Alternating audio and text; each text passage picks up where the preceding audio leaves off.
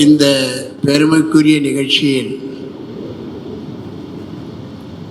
மேடையை அலங்கரித்து கொண்டிருக்கிற ஜார்க்கண்ட் மாநிலத்தினுடைய ஆளுநர், மரியாதைக்குரிய சிபி ராதாகிருஷ்ணன் அவர்களே, தமிழ்மாநில கட்சியினுடைய அன்பு தம்பி தமாக தலைவர் வாசன் அவர்களே,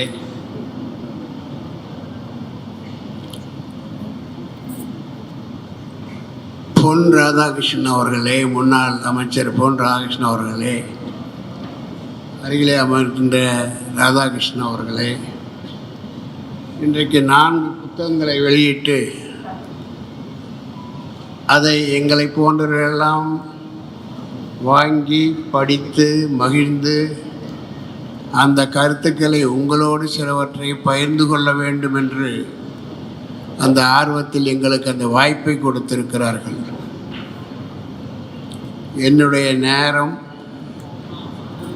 என்று சொல்லுவது 4 மணி என்றால் நாங்கள் 5 மணிக்கு வந்திருக்கிறோம். நேரம் தாழ்த்தி வந்திருக்கிறோம். காரணம், நான் திருச்சியிலிருந்தே வந்தேன்.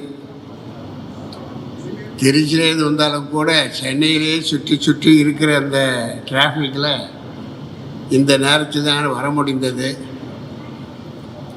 வந்த உடனேயே எனக்கு ஒரு இனிய வரம் கிடைத்திருக்கிறது. ஏனென்றால் மற்ற தலைப்புகள் என்னவென்று எனக்கு தெரியாது. வாழ்க்கை ஒரு இனிய வரம். அந்த வரம் எனக்கு கிடைத்திருப்பதாகவே நான் அறிகிறேன்.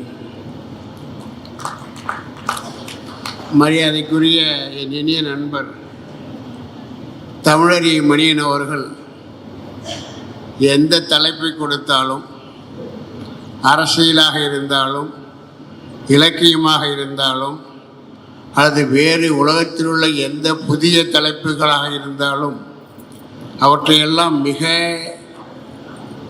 எளிதாக கிரகித்து கேட்பவர்கள் மகிழ்ச்சி அடைகிற வகையில் அவருடைய சொல்லோட்டத்தால் மக்களை மயக்கி வைக்கக்கூடிய சக்தி பெற்றவர் அன்பிற்குரிய தமிழறி மணியன் அவர்கள். அவருக்கு மணியன் என்பது பெயர். தமிழருவி என்பது இன்றைக்கு நாடறிந்த ஒரு அடைமொழியாக அவருக்கு அமைந்திருக்கிறது சொன்னால் அது 100க்கு 100 உண்மை. அந்த வகையில் அவர் பேச்சானாலும் சரி, அதன் வழியில் எழுத்தானாலும் சரி, அந்த சொல்லோட்டம் கொஞ்சமும் தொய்வில்லாமல் படிப்பவர்களை ஈர்க்கின்ற மிகப்பெரிய சக்தி பெற்ற ஒரு பேச்சாளர், எழுத்தாளர். நாங்களெல்லாம் குறிப்பாக மேடையில் அமர்ந்திருப்பவர்களெல்லாம் ஒரு புள்ளியில் ஒன்றிணைகிறோம். அந்த புள்ளி என்பதுதான் தேசம், தேசப்பற்று, வேறு ஒன்றுமில்லை.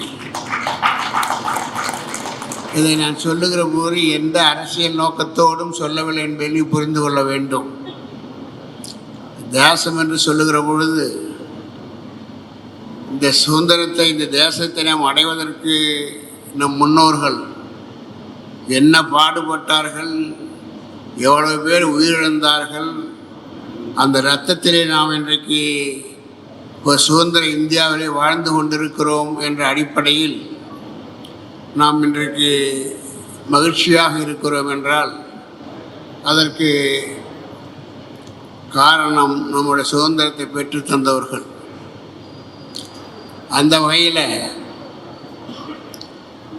ஒரு வரம் நான் சொன்னது போல எனக்கு கிடைத்திருக்கிறது. எனக்கு மட்டுமல்ல, எந்த ஒருவருக்கும், அது குடும்பமானாலும் சரி, தனி மனிதனானாலும் அந்த வரம் என்பது 4 விஷயத்தில் அடங்கி இருக்கிறது. ஒரு மனிதன் மகிழ்ச்சியாக வாழ வேண்டுமானால் நல்ல மனைவி அமைய வேண்டும், நல்ல பிள்ளைகள் அமைய வேண்டும், நல்ல தொழில் அமைய வேண்டும். இதையெல்லாம் மிஞ்சி அவங்களுடைய உடல் நலம் சேர்ந்தே வர வேண்டும். இந்த நான்கும் எவருக்கு கொடுத்து வைத்திருக்கிறதோ அல்லது காப்பாற்றி கொள்ளுகிறார்களோ அவரெல்லாம் வரம் பெற்றவர்கள்தான். அந்த வரம் தெய்வத்தின் வரமாக இருக்கலாம், பெற்றோர்களின் வரமாக இருக்கலாம், அல்லது நம்முடைய முன்னோர்கள் செய்த புண்ணியமாகவும் இருக்கலாம். அந்த வகையில் என் அருமை சகோதரர் தமிழறி மணியன் அவர்கள் இன்றைக்கு ஏற்கனவே 12 புத்தகங்களை வெளியிட்டிருக்கிறார். இன்றைக்கு ஒரு 15 புத்தகங்களை வெளியிட்டிருக்கிறார். 15 புத்தகங்களை வெளியிடுவது என்பது ஒரு எளிதான காரியம் அல்ல. ஏதோ பேப்பரை எடுத்தோம் எழுதினோம் என்பதல்ல. அதை எழுதுவதற்கு முன்னால் எத்தனை நாள் யோசித்திருப்பார், சிந்தித்திருப்பார். இந்தந்த தலைப்புகள் நான் எழுத வேண்டும் என்று இரவு பகலாக யோசித்து ஒரு குழந்தையை பெறுவது போல ஒரு புத்தகத்தை வெளியே கொண்டு வருகிறார்கள். அந்த வகையில் நான் சகோதரர் தமிழறி மணிவண்ணனை பாராட்டுகிறேன். பெரும்பாலும் ஒரு நண்பர் என்ற முறையில் நான் சொல்லவில்லை. என்னை போல எத்தனையோ பேர் அந்த பழக்கத்திற்கு நீங்கள் ஆள்பட்டிருப்பீர்கள் என்று எண்ணுகிறேன். அது என்னன்னு கேட்டிங்கன்னா, இன்றைக்கி யூடியூப் எடுத்துக்கிட்டிங்கன்னா பல துண்டு தகவல்கள், எண்ணற்ற தகவல்கள் வருகிறது. அதையெல்லாம் நாம் பார்க்கிற ஒரு பழக்கமாக பெரும்பாலானோர் வைத்து கொண்டிருக்கிறோம். அது நல்லதோ கெட்டதோ, அது ஒரு தகவல், அது ஒரு செய்தியாக நாம் கண்டு கொண்டிருக்கிறோம். என்னை போன்றவர்கள் அதே போல் அது ஒரு பழக்கத்தை கொண்டிருந்தாலும் கூட இறுதியாக கோயிலுக்கு போகிறவங்க அங்கே இருக்கிற அந்த சுவாமிகள் அவர்கள் முதல்ல சாமிக்கு ஆராதனை பண்ணி எல்லாம் சுத்தம் பண்ணுவார். கடைசியில் பார்த்திங்கன்னா அவர் அந்த கற்பூரத்தை கொளுத்தி காட்டும்போது எல்லாரும் கையெழுத்து கும்பிடுவோம். அது மாதிரி தான் இன்றைக்கி இவர் ஒரு புத்தகத்தை வெளியிடுறது அவளை எளிதல்ல. எண்ணற்ற இரவுகள் அதற்காக செலவழித்து, குறிப்பாக நான் சொன்னதை திரும்பச் சொல்கிறேன். அதாவது துண்டு செய்திகளை இன்றைக்கு நான் தொடர்ந்து பார்க்கிற பழக்கம் இதில் இருக்கிறது. ஆனால் கடைசியில் நான் சொன்னது போல கோயிலுக்கு போனால் அந்த ஆராதனை பண்ணும்போது எடுத்து கும்பிட்றோம்ல, அது மாதிரி நீ படுக்க போவதற்கு முன்னால் அன்பு சகோதரர் தமிழறி மணியனுடைய அவருடைய பேச்சை கேட்டுக்கொண்டே தான் எனக்கு தூக்கம் வரும். ஒரு நாள் கூட அவருடைய அந்த செய்தியை, அதாவது அவருடைய கருத்துக்களை, அவருடைய பேச்சை எண்ணற்ற தலைப்புகளிலே பல இடங்களில் பேசியிருக்கிறார். அதெல்லாம் பதிவு செய்யப்பட்டிருக்கிறது. அதை ஒவ்வொரு நாளும் ஒரு தகவல்ங்கிற மாதிரி ஒரு தலைப்பில் அவர் பேசுவதை கேட்டுவிட்டுத்தான் நான் தூங்குவேன். அந்த வகையில் எனக்கு அவர் தூக்க மாத்திரை என்று சொல்ல மாட்டேன். நீங்கள் அப்படி தப்பாக நினச்சிக்காதீங்க. அதை சில பேர்த்துக்கு சிலவற்றை சில விஷயங்கள் நினைக்காவிட்டால் தூக்கம் வராது. அது மாதிரி அவருடைய பேச்சை கேட்காவிட்டால் எனக்கு தூக்கம் வராது. அந்த அளவுக்கு அவருடைய பேச்சிற்கு நான் அடிமைப்பட்டு இருக்கிறேன். அந்த வகையில் இன்றைக்கு இந்த வாழ்க்கை ஒரு இனிய வரம் அப்படிங்கிறதுக்கு எனக்கு நல்ல வரம் கிடைச்சிருக்கு. நான் சொன்ன மாதிரி நல்ல மனைவி, நல்ல பிள்ளைகள், நல்ல தொழில். நீங்கள் என்னை பார்த்தாலும் தெரியும், வயதுக்கு ஏற்பட்ட ஒரு நல்ல உடலத்தோடும் இருக்கிறதாகவே நம்புகிறேன். ஆக அனைத்தும் பெற்ற அந்த வாரத்தை இன்றைக்கு இவருடைய புத்தகத்தின் மூலமாக மீண்டும் நான் நினைத்து மகிழ்ச்சி அடைகிறேன். நான் புத்தகத்தை இப்போ தான் பார்க்குறேன். இருந்தாலும் கூட பெரும்பாலான தகவல்கள் அவர் பேசினதிலிருந்து தான் இங்கே புத்தகமாக வடித்திருக்கிறார்கள் என்று முன்னுரையிலே சொல்லியிருக்கிறார். ஆகவே இது ஒரு சிறப்பான ஒரு புத்தகம். தேவைப்படுபவர்களுக்கு, ஒரு வாழ்க்கையை புரிந்து கொள்ள வேண்டியவர்களுக்கு, நல்ல வாழ்க்கையை மேற்கொள்ள வேண்டும் என்று எண்ணுபவர்களுக்கு இது ஒரு அரியதொரு புத்தகம்.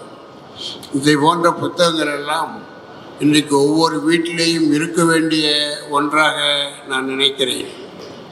பெரும்பாலும் வாழ்க்கை என்பதே அட்ஜஸ்ட்மெண்ட்டு தான். கணவனாக இருந்தாலும் மனைவியாக இருந்தாலும் விட்டு கொடுக்கிற அந்த பழக்கத்தை நாம் வளர்த்து கொண்டால் மட்டுமே வாழ்க்கை வெற்றிகரமாக முடியும். அதே போலத்தான் பிள்ளைகளுக்கும் கூட உரிமை கொடுத்து திறமைக்கு நாம் வழிகாட்டி அதை நாம் மகிழ்ச்சி அடைகிற வகையில் இருந்தால் மட்டும்தான் நமக்கும் அந்த பிள்ளைகள் மூலமாக மகிழ்ச்சி தரும். அந்த வகையில் இந்த புத்தகத்தை வெளியிட்டு உங்கள் முன்னாலே எந்த ஒரு ஏற்பாடும் இல்லாமல், இந்த புத்தகத்தில் என்ன இருக்கிறது என்றும் தெரியாமல், ஒரு 5 நிமிட நேரம் என்னுடைய கருத்துக்களை பகிர்ந்து கொள்கிற வாய்ப்பை தந்த உங்கள் அனைவருக்கும் என்னுடைய மனமார்ந்த வாழ்த்துக்களையும் நன்றியும் தெரிவித்து, தமிழறிய மணியன் அவர்கள் தொடர்ந்து இது போன்ற புத்தகங்கள் தர வேண்டும். இன்றைக்கி தமிழ்நாட்டினுடைய சொத்தாகவே நான் நினைக்கிறேன், தமிழனுடைய ஒரு அங்கமாகவே நினைக்கிறேன். இன்றைக்கு தமிழை வளர்ப்பவர்கள் என்று சொல்லிக் கொள்வர்களெல்லாம் கூட உங்களுடைய இந்த உழைப்பில், உங்களுடைய இந்த மிகப்பெரிய அரிய உழைப்பில், பேச்சாக இருந்தாலும் எழுத்தாக இருந்தாலும் அது மிகப்பெரிய ஒரு சக்தியாக தமிழக மக்களுக்கும், குறிப்பாக இளைஞர்களுக்கு, படிக்கிற மாணவர்களுக்கு பயனுள்ளதாக இருக்கும் என்ற அடிப்படையில் நான் இந்த புத்தகத்தை உள்ளபடியே வெளியிட்டு உங்களோட சில கருத்துக்களை மேலோட்டமாக பேசி என்னுடைய கருத்துக்களை சில உங்களோடு நான் பகிர்ந்து கொண்டமைக்கு என் மனமார்ந்த வாழ்த்துக்களை மீண்டும் தெரிவித்துக் கொள்கிறேன். நன்றி, வணக்கம்.